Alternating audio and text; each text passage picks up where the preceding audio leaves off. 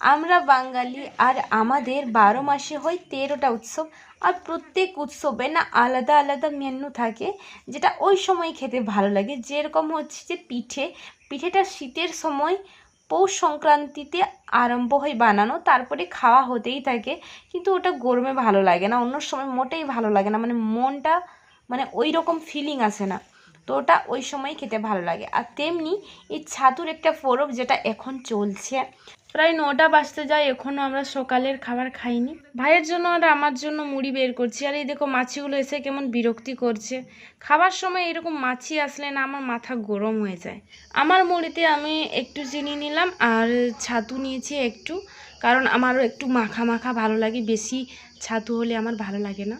আর ভাইকে বিস্কিটটা দিয়েছিলাম, কিন্তু ও বিস্কুটটা খেলো না, ও মুড়িতে একসাথে সব মিক্স করে দিয়েছে। আমি কিন্তু মুড়িতে মেশাইনি, দেখছিলাম যে ভাইয়াকে মুড়িটা মাখিয়ে ফেলুক, তারপরে আমি বিস্কুটটা বের করে দেখিয়ে দেখিয়ে খাবো। যখন আমার যে জিনিসটা খেতে ইচ্ছে হয় সেটা আমি এনে খাই। আর সেটা বাড়ির মধ্যে খাই না, আমি বাইরে বেরিয়ে গিয়ে খাই, খোলা আকাশের নিচে বাতাস বইতে থাকবে, আর সেটার আনন্দটাই আলাদা হয়।